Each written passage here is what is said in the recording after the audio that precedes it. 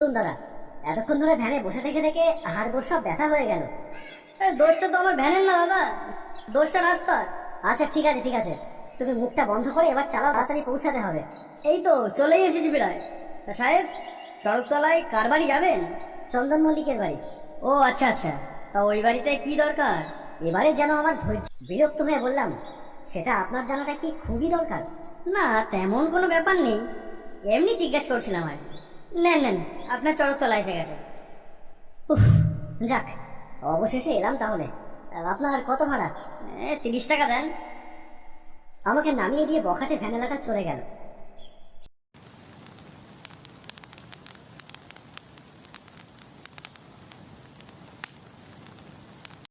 আধ ঘন্টা ধরে বকে বকে আর হেরে গলায় গান গেয়ে আমার কানের পোকা বের করে দিয়েছিল একেবারে। উফ, কিন্তু এই দিকে যেন যেতে বলেছিল চন্দনবাবু, ওনার বাড়িটা যেন কোন দিকে। ওকে একটা ফোন করে শুনেই নিই বরং।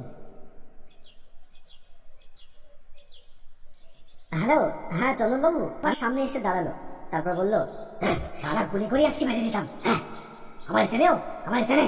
ও কি ভেবেছে যাওয়া গাওয়ারে তাই শুনতে হবে? এই কোনোদিন না। এই এই তোমার কাছে বন্দুক আছে? এই দাও দেখি আমারে, দাও দেখি বন্দুকটা দাও, একটা বন্দুক দাও। এই মরেছে, আবার এক পাগলের খপ্পরে পড়লাম দেখছি। এই কি হলো, দেন না দেন দেন। না না, আমার কাছে কোনো বন্দুক টন্দুক নেই, আপনি যান যেখানে যাচ্ছিলেন যান। লোকটা আবার কি সব গজগজ করতে করতে সোজা চলে গেল। না, এখানে তো কাউকে দেখছি না। যাই দেখি, একটু হেঁটে গিয়ে যদি পাগল ছাড়া কাউকে দেখতে পাই।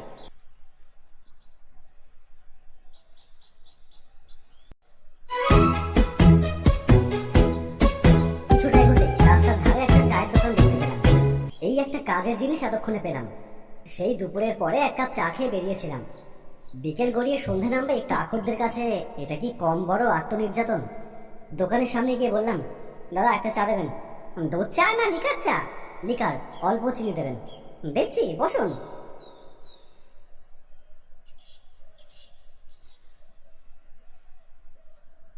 এই নিন। তা দাদা, এদিকে নতুন মনে হচ্ছে, আগে তো কোনোদিনও দেখিনি। হ্যাঁ, আজকেই প্রথম এলাম। এখানে চন্দন মল্লিকের বাড়িতে যাব, বলতে পারবেন ওনার বাড়িটা কোন দিকে? হ্যাঁ কেন পারবো না, এই দোকানের পেছন দিয়ে যে রাস্তা চলে। আচ্ছা। চায়ের কাপে শেষবারের মতন চুমুকটা দিয়ে ভাড়াটা ছুঁড়ে ফেলে দিয়ে হাঁটলাম সেই দিকে। মাটির রাস্তা। কেন, ওনার তো শুনেছি অনেক সম্পত্তি, তবু যে লোকটা এখনো এরকম একটা গ্রামে পড়ে আছে, সেইটা ভেবেই লোকটার প্রতি আমার শ্রদ্ধাটা যেন বেড়ে গেল। এই দেখেছো, এতক্ষণ তো আমার পরিচয়টাই দেওয়া হয়নি। আমার নাম শান্তনু চক্রবর্তী। আমার একটা হার্ডওয়্যারের দোকান আছে, ওটাই আমার পেশা। আর নেশায় আমি একজন শর্ট ফিল্ম নির্মাতা। আমার বানানো বেশ কয়েকটা ডকুমেন্টারি ভালোই চলেছে বেশ কয়েক মাস ধরে। তাই এবার ঠিক করেছি ঐতিহাসিক স্বাধীনতার 100 বছর এই নামে চন্দন মল্লিকের একটা প্রবন্ধ গ্রন্থ আছে। ওই বইটার একটা অংশ নিয়ে আমি কাজ করতে চাই। সেই বিষয়টা নিয়ে আলোচনার জন্যই যাচ্ছি চন্দনবাবুর বাড়ি। রাস্তার শেষ মাথায় এসে একটা মস্ত বড় বাড়ির সামনে এসে দাঁড়িয়ে পড়লাম। বুঝতে কোনো অসুবিধে হলো না যে এটাই চন্দন মল্লিকের বাড়ি। বাড়িটার নেমপ্লেটে বাংলা অক্ষরে বড় বড় করে ওনার নাম খোদাই করা আছে। ও, আপনার নাম? শান্তনু, শান্তনু চক্রবর্তী। ঠিক আছে, আপনি একটু বসুন। বাড়িটার দেওয়ালের গা ঘেঁষে রয়েছে বেশ কিছু লতানো ফুল গাছ, দেখেই বোঝা যায়। লোকটার সাথে একটা বসবার ঘরে গিয়ে পৌঁছালাম। সাবেকি আমলের বসবার ঘরে একটা আরাম চেয়ারে হেলান দিয়ে বসে আছেন একজন সুদর্শন ভদ্রলোক। বুঝলাম ইনিই চন্দনবাবু। নমস্কার, আমি শান্তনু চক্রবর্তী। বসুন। আর কোনো অসুবিধা হয়নি। তো আপনি আমার লেখাটা নিয়ে কাজ করতে চান? ভালো ভালো। এ তো আর গল্প নয়, জীবনবাসীদের সংঘবদ্ধ লড়াইয়ের কাহিনী। চরিত্রগুলোকে ভালো করে ফুটিয়ে তুলতে পারলে গল্পটা হিট করবে। সত্যানন্দ মাঝি, মানে তুমি যে অংশটা করতে চাইছো, সে অংশের যে কেন্দ্রীয় চরিত্র, ওটাতে একটা ভালো অভিনেতাকে কাজ পেয়ে নিজের ছেলেকে খুন করে ব্রিটিশ মনে করে তারপর নিজের মাথায় বন্দুক ঠেকিয়ে গুলি করে আত্মহত্যা করবে।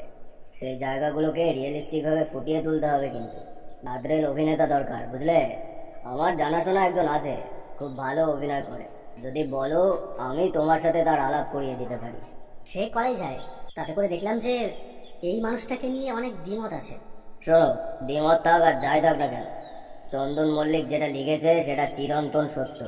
আরে প্রবন্ধ তো আর গল্প না যে সময় কেটে গেল। চন্দনবাবু ওনার লেখা নিয়ে বিস্তারিত বিশ্লেষণ করতে শুরু করলেন। কে বুঝেছ তো?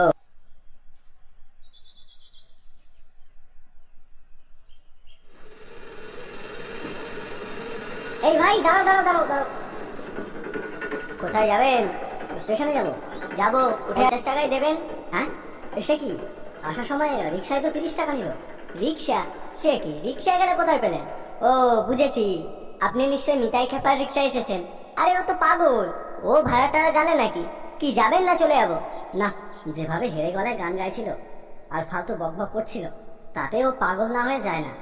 আরে কি যাবেন? ও হ্যাঁ হ্যাঁ, যাবো যাবো যাবো। অটোয় উঠে পড়লাম। দেখ তেরি, কি হলো? আরে স্টার্ট নে না রে বাবা। অনেকটাই রাস্তা। হেলান দিয়ে বসে একটু চোখটা বুঝলাম। বৃষ্টির জন্য কাল সারা রাত লোডশেডিং ছিল, তাই গরমে ভালো করে ঘুম হয়নি। এদিকে আজ সারাদিন ভীষণ ধকল যাচ্ছে, তাই ঘুমে চোখের পাতাটা লেগে আসছে বারবার। মনে হচ্ছিল একবার সত্যানন্দ মাঝির বাড়িটা দেখে আসতে। যদি ওই স্পটেই শ্যুটটা করা যায় তাহলে বিষয়টা একদম অনবদ্য হবে। সত্যানন্দ মাঝির বাড়ি পুরুলিয়ার মাঝি পাড়ায়। মন থেকে যাব কি যাব না এই দোটানাটা ছেড়ে ফেলে সকালবেলায় বেরিয়েছিলাম। এসে পৌঁছাতে পৌঁছাতে রাত হয়ে গেল।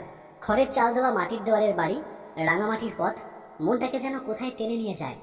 একজন স্থানীয় লোককে দেখলাম একটা বাড়ির সামনে গরুর গাড়িতে কি যেন একটা করছে। ভাবলাম ওনার কাছে একবার জিজ্ঞেস করি সত্যানন্দের বাড়িটা কোন দিকে ছিল। বলতে পারলে হয়। সে তো আজ থেকে 120-30 বছর আগেকার কথা। হারিয়ে জিজ্ঞেস করলাম, দাদা এটাই তো মাঝিপাড়া? লোকটা কোনো উত্তর দিল না, কেবল ইতিবাচক ভঙ্গিমায় মাথা নাড়ল। এখানে সত্যানন্দ মাঝির বাড়িটা?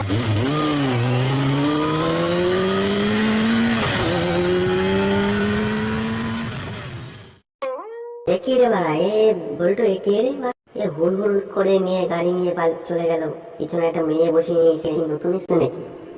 আমি জানি না, হবে হয়তো, আসতেও পারে, না আসার কিছুই নেই। কিন্তু বলতো ওই মেয়েটা কি গাড়ি নিয়ে অনেক পোত পাকান দেখাচ্ছে, এটা কিভাবে নেওয়া যায় বলতো? আইডিয়া কি করে আইডিয়া বল? আমি বলছি বলটু, ও যখন বাইকটা রাখবে পরে ঘুরবো। ঠিক আছে ঠিক আছে, চল যা, বাইকটা গিয়ে নি।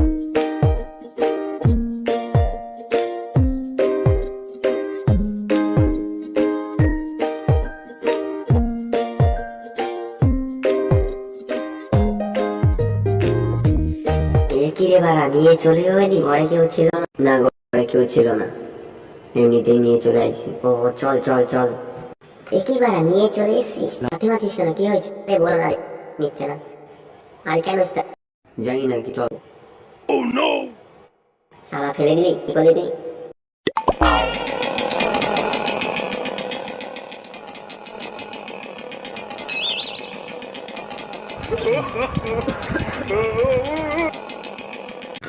তাহলে চলো, আমি বাইরে যাচ্ছি।